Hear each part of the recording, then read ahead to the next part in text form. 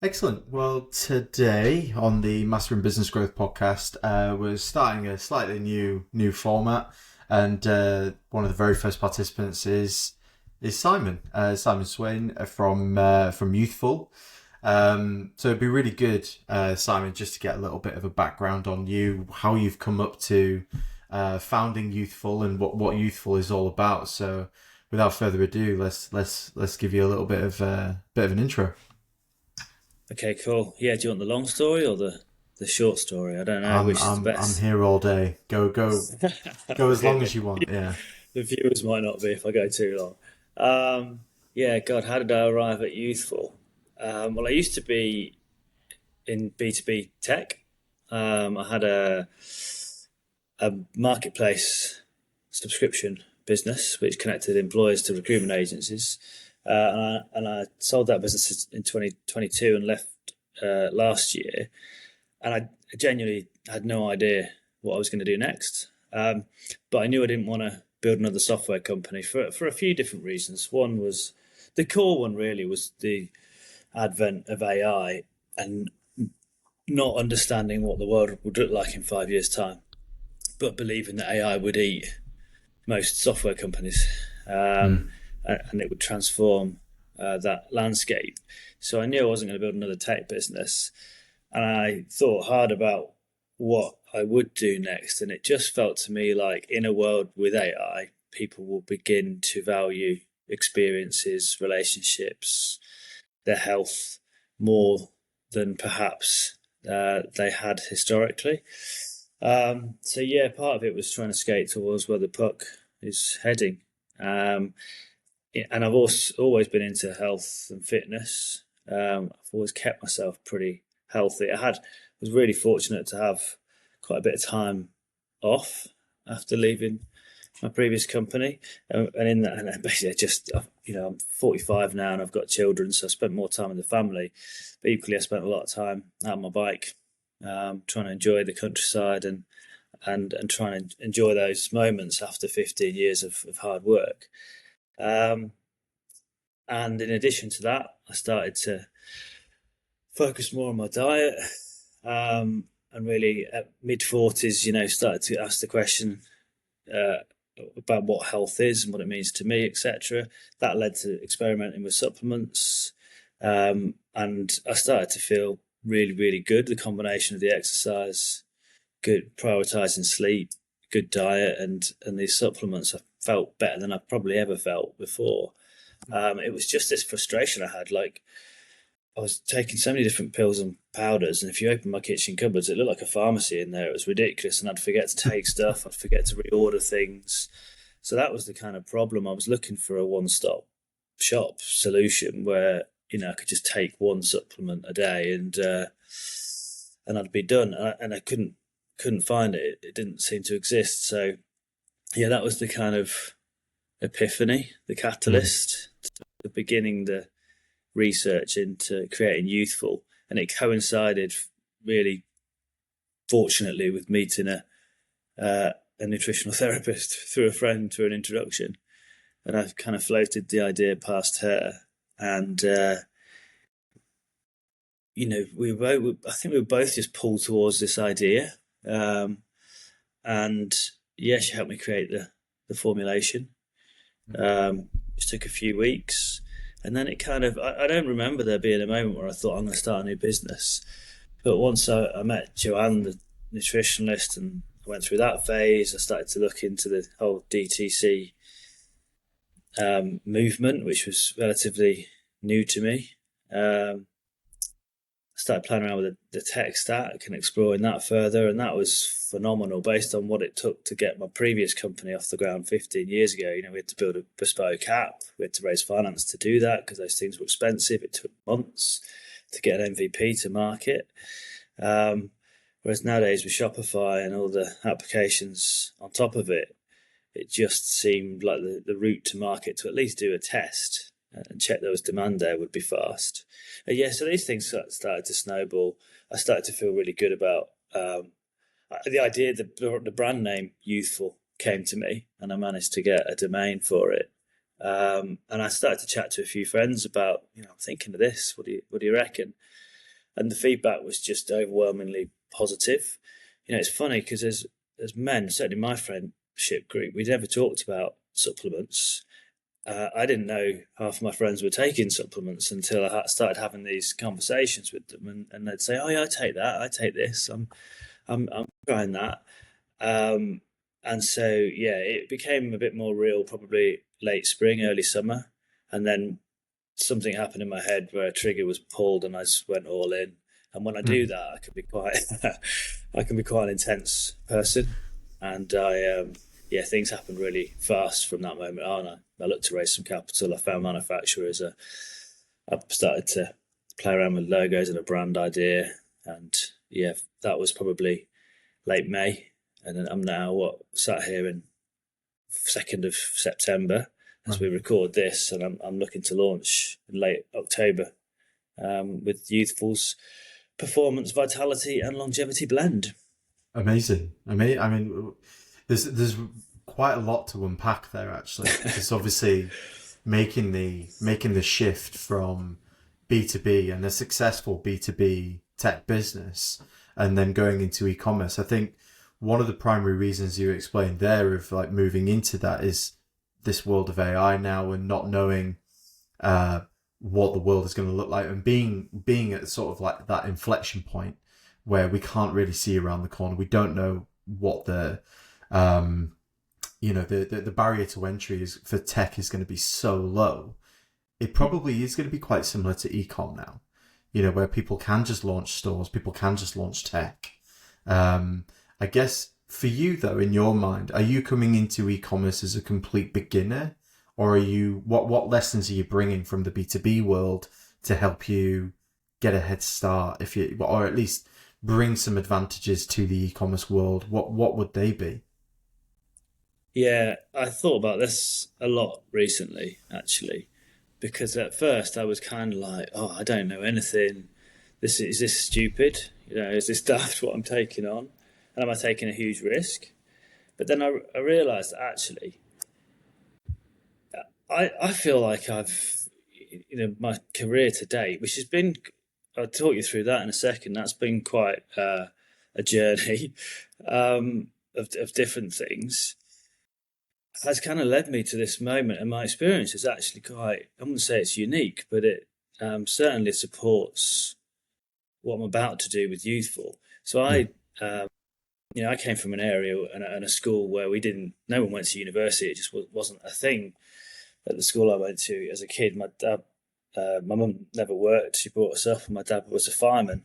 So I just wasn't surrounded by academics or professional people.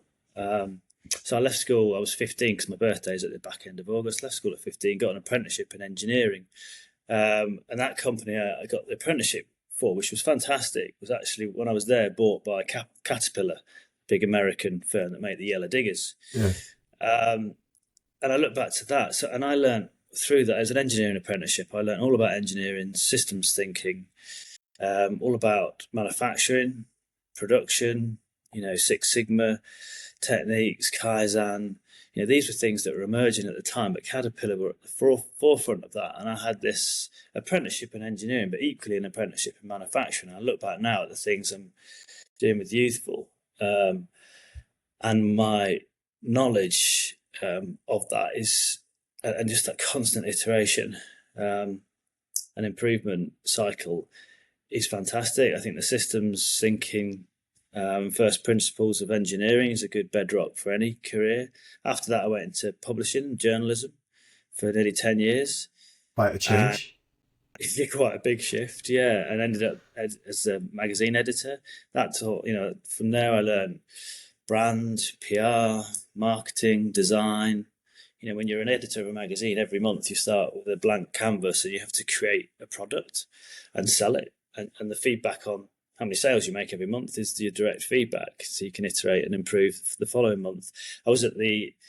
This was back in the early 2000s, where the publishing was then going from print to online, so we were building the first website. So I've not done e-commerce directly before.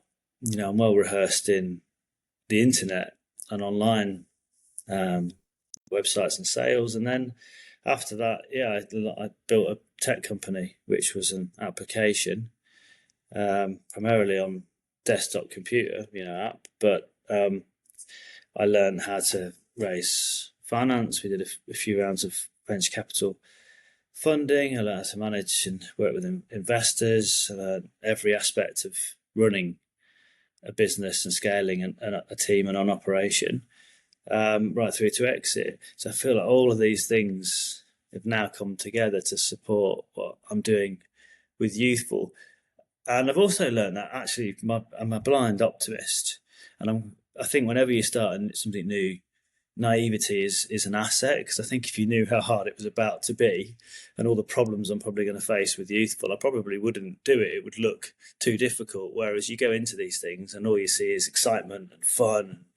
Wow, we could create something from nothing, and that's the stage I'm at, and I'm just trying to enjoy that moment right now I think before that's it a gets really good difficult. point. I think that's a really good point you raise, actually, is like the blind optimism. It's the mindset that you have as an entrepreneur and a serial entrepreneur as well, is that you do already know how hard it is to build a business, raise finance, sales, marketing, everything that goes with it, all the different caps you have to wear, and yet you're still a blind optimist with something like Youthful. Um, I think that's quite a common trait amongst serial entrepreneurs, by Yeah, the sounds of it. yeah. I think reflecting on it now, what I've taken a lot of the learnings I had when I left my previous business. I set some key principles. Like if I'm doing this again, it has to, whatever I do, whatever project I undertake, it has to meet this criteria for me to really lean into it. And they were things like it had to be a passion thing. It had to be Mm. something that I really loved, that gave me energy, that got me out of bed in the morning to create and build something. I wanted it to be my last business. Like I said, I had to raise venture capital because we weren't profitable for years. And I wanted something that would be cash generative and where I could see a path to profit Mm. quickly. Um, I wanted something with great flexibility, freedom to work from anywhere. I didn't want to build a big team and have hundreds of employees. I wanted to keep a lean operation, and really as few employees as possible. And these were kind of the principles. That's often the opposite of what people think they want when they start a Yeah. business, because we often judge success on how many people do you hire or how much VC funding have you raised. And now I'm the antithesis of that, and I want to raise as little capital as possible, have a smaller team as possible, and keep it as lean as I can, because I think there's more enjoyment in that style of business. So for me personally, all these things are nuanced, but for me personally, I think I'll enjoy it more um, in that instance. I think you're right, though. I think that seems to be the trend, is that there seems to be more and more people that are building on passion and freedom, rather than, success is subjective, isn't it? And it depends on your relationship with business and money. And, for someone like myself, I, again, very similarly, grew up in an area where not many people went to university.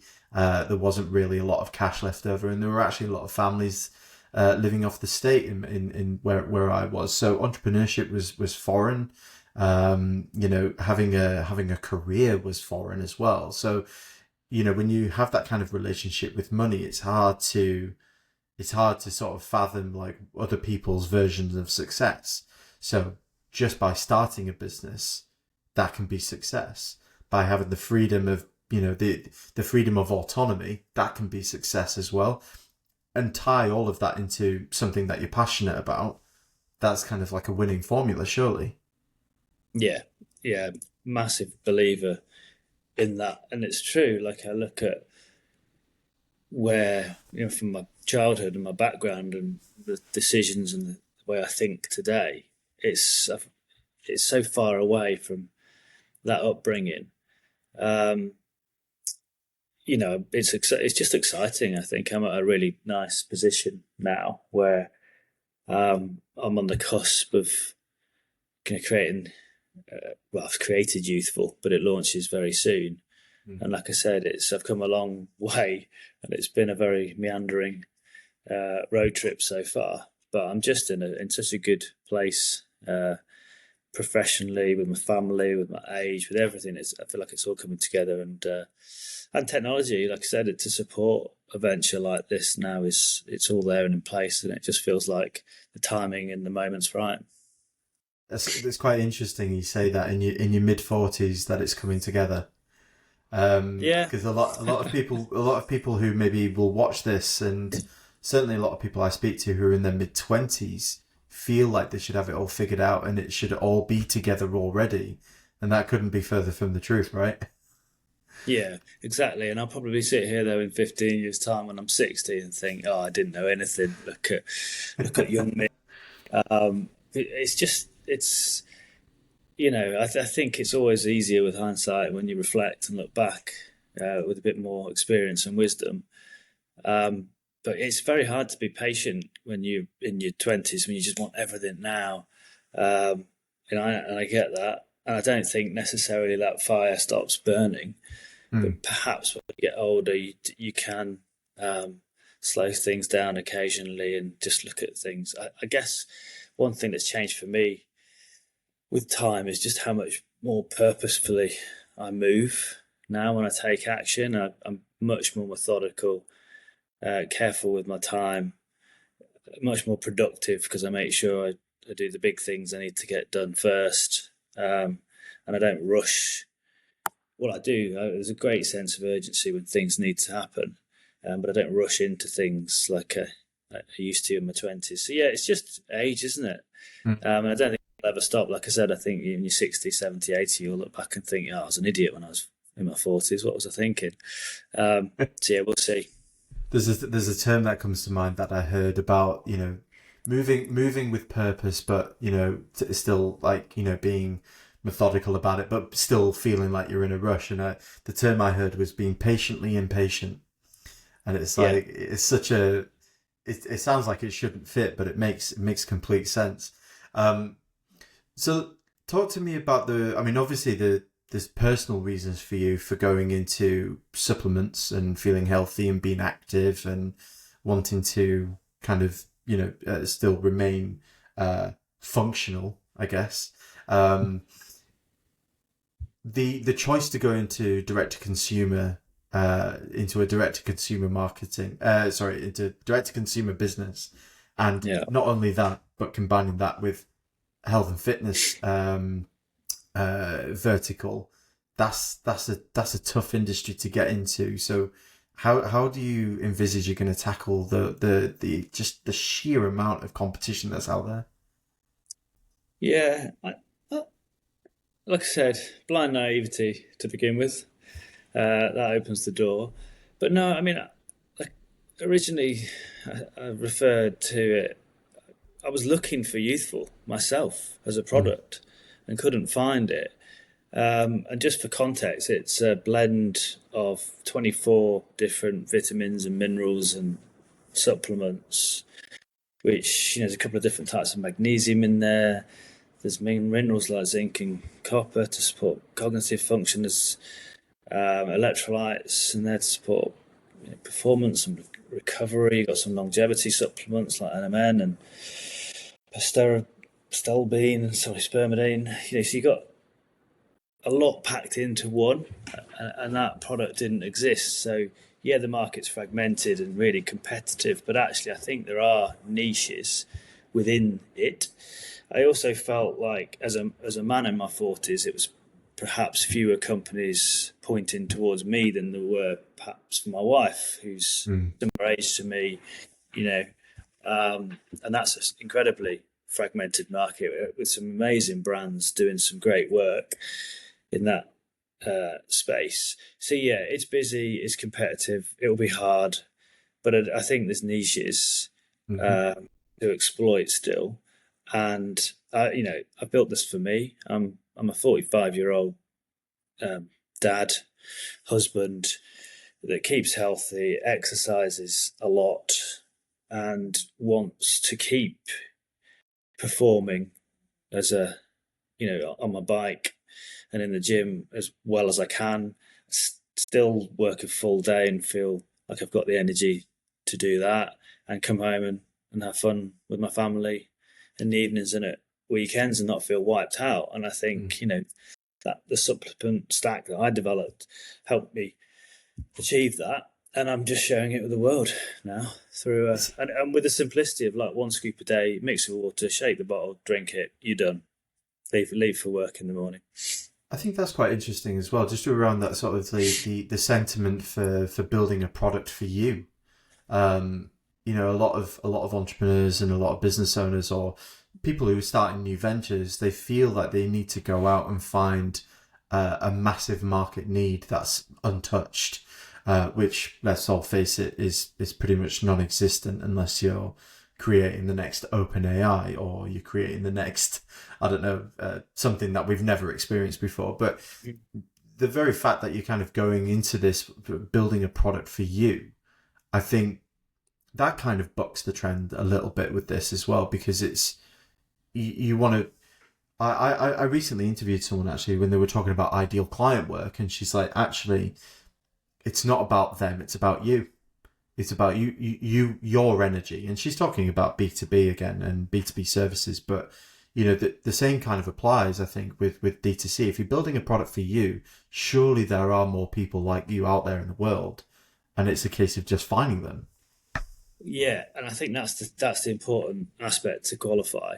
Like, 100% I'm building this for me, but I started to have conversations, like I said, with friends, out on a bike ride or over a coffee or wherever, and say, I'm thinking of this, I can't get this idea out of my head. It keeps coming back to me. What do you think? And I realised pretty quickly through those conversations that I wasn't alone, and actually, I am the ICP, but I know almost everyone I know is the ICP in my friendship, social circle, etc. And I started to work on that ideal customer profile and think hard about what that looks like, because it's male and female. And effectively, it's men, women, 35 plus, with a sweet spot of like 40 to 55 years old. They're professional, they're busy, they've often got families, and they just want to keep living well. They want to feel like they've got the energy to get the most out of every day. They want to exercise. Like I said, they want to come home at night and play with the kids and not have a slump of energy at 3 p.m. They want a strong immune system. When the kids come back from nursery and wipe their hands all over your face and you pick up all the germs. I know that well. Yeah. Exactly. So yeah, I realised that while I am the ICP and I can build this for myself, I think there's a lot of people that think and look like me. And then equally, one of the first things I did was spun up a quick landing page with a waitlist. And, I made an announcement on LinkedIn that I'm working on this and I'm excited, and pointed people towards that waitlist to see what would happen. And, very quickly we got a couple of hundred people register. Right. And that for me was the validation, really. It was like, okay, right, if I can do that off a LinkedIn post organically, then what would happen if I started to put thousands of pounds every month into Meta and turn that dial? So yeah, that's really where it became quite real. I mean, the validation is really important, and I think we both know Daniel Priestley, and yes, he's a massive advocate of the waitlist, the sort of strategy for launching a new product, and has worked many times for him too. You mentioned there about sort of like your close circle of friends looking, being like you essentially, and potentially putting thousands of pounds into Meta and turning that dial. Just thinking about where your ICP hangs out then. So like where because there's validation and then there's go to market. Yeah. What in your head? I mean, without sort of giving away the battle plan. What do you foresee as being the major sort of dial turner, to use your phrase, in terms of finding that demographic? Yeah, I think there's no getting away from the fact. When you're targeting a 35 to 60-year-old audience, you are looking at Instagram as a primary vehicle to educate an audience and bring them to a website. So certainly, it will play a big role. But I'm also looking at some slightly quirkier things, like you've got Strava. I think my RCP live on Strava.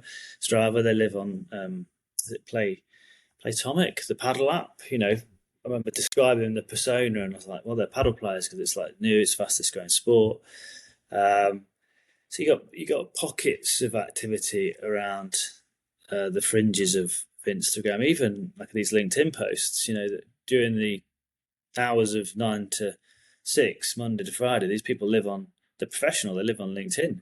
Mm. So I'm not discounting that. I'm not going to run paid ads on LinkedIn. No, probably not. But will I keep telling the story of my experience building this company on there? Absolutely.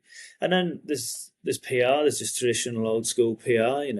Print journalism and online stuff. And I think when you layer on top of that some community work and engagement, I mean, there's some fantastic brands. One that leaps out, I was looking at the other night, like Pure Sport. Just rocking up in London and putting a couple of banners up, doing a 5K run with their um, community. It's great for content. It's great for brand, and it's so useful. The one thing I found, like with the waitlist, one of the most useful things that perhaps I didn't foresee was feedback. Like when you spend time with your customers, instantly you're getting real time feedback around the product, the brand. For me recently, it's been around brand because the product's not out there. And it's been things like, oh, is it for men and women?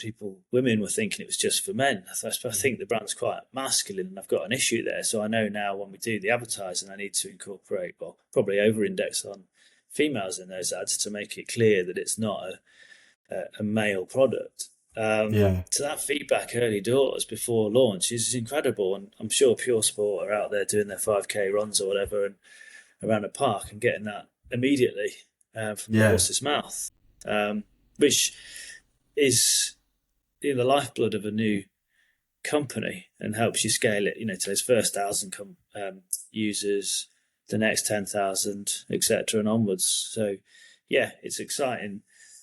Go to market. I can't wait. And I can't wait blending all of these things together and seeing what happens. It's all about the go-to-market, and it's something we tell our clients that are in the sort of similar position. It's all about the go-to-market, and much to people's people think they've only got one shot at this, but they don't. It's always a case of you've got to pivot, you've got to take on that feedback, and that feedback piece is really, really important. Especially in the first 12 months. You can scale it to be a massive brand within 12 months, but you've got to be pivoting, you've got to move quickly, and I think that's really interesting. The idea of community, and you mentioned Pure Sport there as well, and I recently heard them talk, and I think they were kind of one of the first, I think, to incorporate the sort of fun run or the 5K run as part of their sort of community building. Any plans for Youthful to maybe do like sort of friendly triathlons or Yeah, like yeah, no, 10K absolutely. swims? I just think, look, when you have companies like that are slightly further ahead in there, but they're showing you the playbook and it's working. It's inspiring, and I'm sure it'll influence what we do at Youthful. We've already partnered with a business cycling community, and we've got the first event for that at the end of September, which I'm a ride leader for that, and we'll have some branding and samples, etc., in the bag. So yeah, I mean, that's just like piggybacking on someone else's brand, but we will be doing things ourselves. I'm a bit of a dreamer anyway. I was lying in bed the other day in my head looking at this, there's new Volkswagen Buzz vans, the electric ones. I was thinking, wouldn't that look great in navy with Youthful written down the side, and just rocking up here at an event, and a triathlon or a paddle club, or golf, or cycling, It's a lot something, to and just doing it. There's a lot to be said, actually, isn't there, for the out of home marketing piece as well. Like, I think people live online, but they want to be living offline a little bit more. We're kind of seeing the pendulum swing slightly, aren't we? Where yes, they're online, and that's kind of part of their day-to-day behavior, but people want to be more experiential, and integrating your brand into those experiences is really important. Yeah, and I think, look, it is a mix. Online, that, for me, it's performance marketing. It's where you get your sale. Mm. You can educate, you can nurture, you can bring them to a site, and you can convert, and you can actually measure all those metrics, and it's incredible. And I'm an analyst by heart, and I would get deep into the weeds with that data, I'm sure. But at the same time, I'm conscious that that first seed, when we first find out or hear of a brand like Youthful, could be seeing a stand, Mm. talking to the paddle club here about just having a Youthful leaflets or a few sample packs or whatever on display. My wife goes to a local yoga and bar class, the same sort of deal there. Just these little activations for people's first experience, because it's recognition. They say people have to see the brand, 5 or 6 times until it actually resonates or there's a catalyst in their minds, and I believe in that, and I think that's why I'm thinking. I'm thinking of a physical launch for Hiring Hub. See, that's my whole business. Yeah, yeah. Can't escape it. It's still there. It's a natural reflex for Youthful. The old school PR, I think, has its place. I think these brand activations and community has a place, and then hopefully I'll acquire the customer um, online. But maybe that cost per acquisition could be lower if I get that blend and mix right. What's really incredible to hear and really pleasing to a marketer's ears right now is, firstly, someone who's never done a D2C business before talking about attribution. You already know that the buying journey isn't linear. You already know that people will see a brand out and potentially then buy online, and it's not a linear process. But also what's really good is that you're looking at like all of those kind of like the line between online and offline is massively blurred, but it's really good for my ears to hear you talking about attribution and cost per acquisition and knowing your numbers, because actually that's something that's really important for people who may listen to this, is that even seasoned e-commerce marketers, even seasoned e-commerce leaders and D2C leaders, they still don't quite get it. They still don't quite have a hang up on their numbers. They're not quite taking a stronghold on the fact that the world has changed and that the attribution as a result changes as well. And it's really, really pleasing for me to hear you talk about that. And that's probably something that will give you an advantage, actually. Yeah, and I saying what is it? I think it's born from having a previous company and just really sweating over the numbers and whether they were financial or the data that would come out of that app. We knew what the most important numbers were, and they influenced our strategy and objectives all the time. And I think, but equally, after 15 years building that business, it was really hard to get good quality data out of a CRM or whatever. And I didn't always trust the numbers I was getting fed back as the CEO. And I think what's exciting with e-commerce, when you have the platforms that are available to us now, is that data is high quality because it is such a transactional journey. You can trust those statistics. You clearly haven't dealt with Meta, have you? Yeah, actually, I have a little bit, and that's more naivety. But equally, I do. Also, before I went into this, I built a financial model partly for myself to give comfort that there was a profitable business under here and to understand what the margins needed to look like and how much I would have to play around with to acquire a customer and what that lifetime value might look like. And as I built out that financial model, I realized actually the customer acquisition cost is super important. It's going to be critical, but because Youthful's a subscription business, and actually as a product, the longer you take it, the better you're going to feel. So the brand is all about baby steps, no gimmicks, no shortcuts. It's consistency, small action every day, taking this compounds into big and better results. And the key number is it's lifetime value, it's retention, and that's what I'm excited about, getting that right as a brand. Education, uh, educating the audience to share. You'll feel this way after 2 weeks, perhaps after 6 weeks. You hopefully start feeling this difference after 12 weeks, 16 weeks, after a year, and also looking at gamifying that slightly in terms of, well, on month 2 you're going to get a free travel sample, on month 4 you might get another little gift, and etc. So I think that retention strategy is going to be the thing that I focus on once we get going. That's really really pleasing to hear, because I mean, I was immediately, something that came to mind was the brand Wild, that made deodorants and things, and they were acquired by Unilever, I think, pretty recently, and it was only sort of told to me that they were only profitable in the final year before they were acquired, and they never focused on cost of acquisition at all. It was always lifetime value. It was always looking at the retention curve of a customer, and they would make huge losses on acquisition in order to make the money back in retention, because they knew people would stick with them.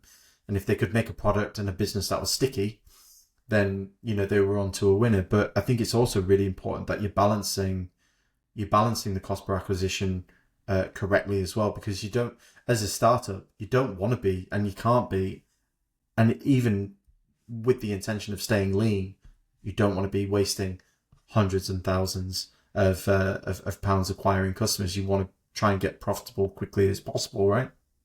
Yeah, exactly. I mean, I think their approach is right. That's how you build value, long-term enterprise value in a company, and hence they've sold to Unilever. But yeah, equally, I don't want to just throw money at the wall hoping some sticks, and have some wild, crazy cost per acquisition, because that will actually stunt nice use of pun there, yeah.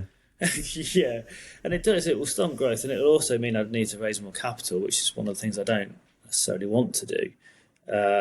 At least I want to do that on my own terms if I decide to. So, yeah, it's a blend, isn't it? That cost per acquisition versus lifetime value, but it's the key metric, and it's the one that I'm already focusing on, and hopefully the foresight to try and get things right from day one. But like I said, my product kind of supports that, and the brand and everything. It's one of those things, it's like a deodorant, I suppose. Once you do get into the habit, when you believe in the brand and the product's good quality, and you're using it for, I think Wild deodorant was like a natural deodorant versus using like an aerosol spray full of aluminium or something. So yeah, the type of user that is going to buy that will stick with it. And it's a good subscription business, because ultimately you use a deodorant, it runs out, you need another one. And it's similar with Youthful, in that it's something that it should become a habit. And once you start to feel better and feel good, you're not gonna, like, I'm taking these supplements now and have been doing for over a year, and I can't tell you the exact one that makes me feel amazing. Partly, which is why Youthful's got 24 ingredients, but something's different. I feel really, really good, and I don't want to stop. Because in fact, that's one of the things with building and creating Youthful. I had to stop, come off it for a bit, and then start eating my own dog food, and to test the samples for Youthful, and see how I'd feel.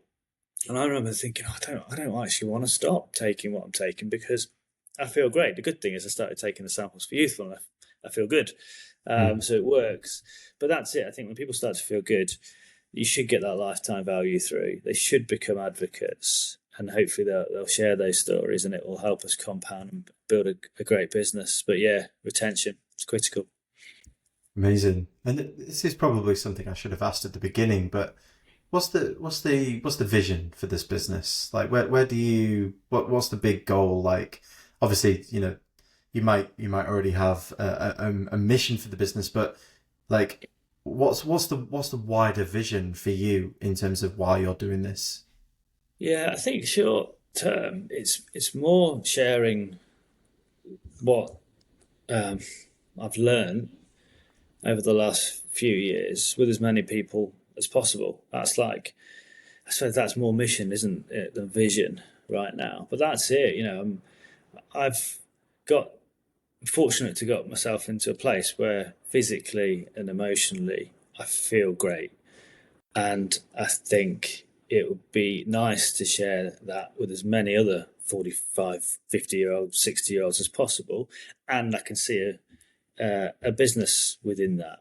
So it ticks a couple of boxes. I think longer term vision will center, we'll always probably pull back to that core thing of, oh, what else can I do to make people feel good within this kind of world, which will, so it might look like, you could add other blend. Obviously, we're launching Youthful as one hero product, not a range of different things. Could we add different things in the future? Potentially, there's some things that are left out for different reasons that we might add some bolt-ons.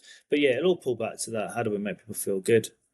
I think that's a decent enough mission. That how do you make people feel good? That's it's like they say, it's like how you make people feel is what they'll remember. So and if you can be remembered for that, there's two things there, because that isn't, Youthful's one element of that as a product, but it isn't equally on the other side of that. It's not going to outrun a bad diet or poor sleep or a lack of exercise. So while we'll sell you Youthful, I think I'm also going to be a big advocate of all of the other things that combine to make somebody healthy. And that's probably a bigger, greater vision beyond just selling a supplement. It's like educating people and reaffirming that kind of, let's sleep really well. Let's exercise and move as we get older. And what does that look like? What's a good diet look like? The social element of relationships that we know support longevity and health. So yeah, I'm excited about how I weave all of that into a brand, and how that manifests potentially into other products in the future. Do you think people are becoming a bit more informed with what makes them feel good, with what makes them healthy, what they should be doing? Because I do feel, there's a lot of hacks, there's a lot of misinformation, a lot of people spreading disinformation, those kinds of things. But do you think generally people are becoming a bit more informed and a bit more interested in what they should be eating and taking? Yeah, 100%. I think if you look back 20 years, like I said, when I started my career, your options for self-learning were a magazine, a newspaper, maybe the television broadcast or radio. Whereas now the internet, and when you've got a device like this in your hand, and these in your ears, I walk the dog and I'm listening to podcasts or YouTube or whatever. So I think accessibility of information is so great now that, we are probably absorbing and learning much more generally than people could or did 20, 30 years ago.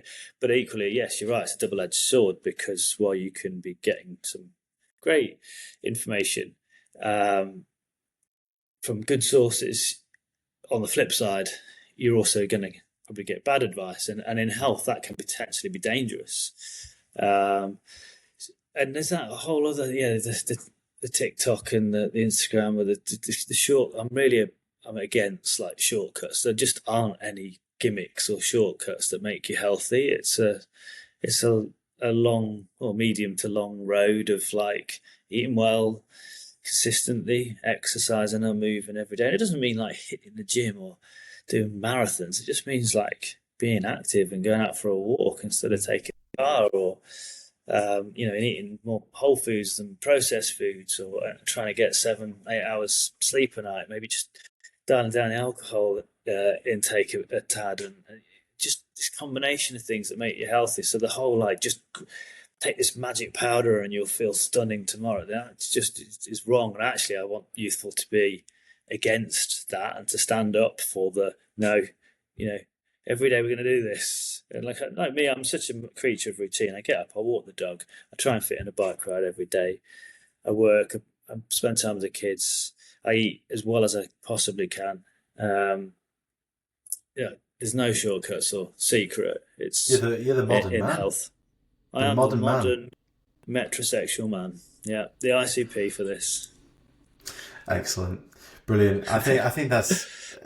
I'm looking forward to seeing where your brand takes you. I mean, like I said to you a bit before we went live, I've signed up to the waiting list, so I'm really excited to sort of watch where your brand goes and what you do with it. I'm a keen cycler myself, so I'd be keen to see how it might make a difference in my life. But just for the purpose of this, where can people find you, Simon? Where can they where can they find you on the internet?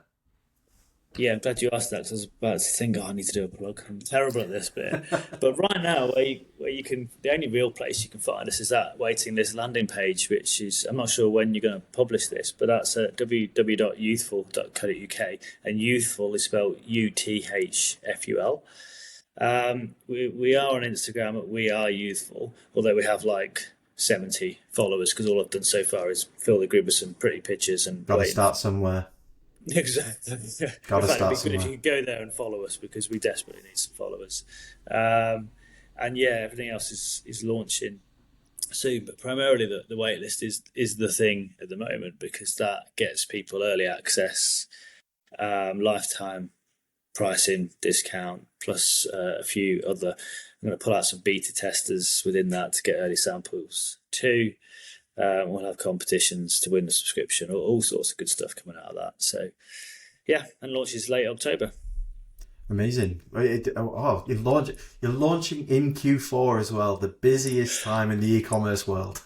Well, I can't, only because I had a conversation back in June with somebody that was like the best time seasonally for supplements and market is January. You know, new year, new me, all that kind of good stuff. And it's like, right, January is the month, and I need to have learned what works before then. Hence, I want to get out in October, so I've got November and December to work. What kind of ad, creative, position, messaging works? What we need to spend to at least have some of those learnings ahead of what I hope will be a really good time for Youthful. Yeah, I mean it makes sense. I mean, uh, it's cautionary launching in Q. I mean Q4 is just incredibly busy, but I think you're doing that right. You got to do what's right. There is no right time to launch. I don't think when it comes to a business, No, and I'm going to be very excited to see where you go, especially in the new year. So, Simon, thanks so much for your time. Really appreciate you sharing your story and where you're going with this. And I think anybody thinking about launching a business, or even if they've already launched a business, I think there's plenty of sort of nuggets of information they can take from just your experience and your early experience with e-commerce. So really appreciate it. brilliant. Thank you, Paul, for your time and good questions. Oh, cheers, man. Appreciate that. Take care. Cheers. No worries. Take care.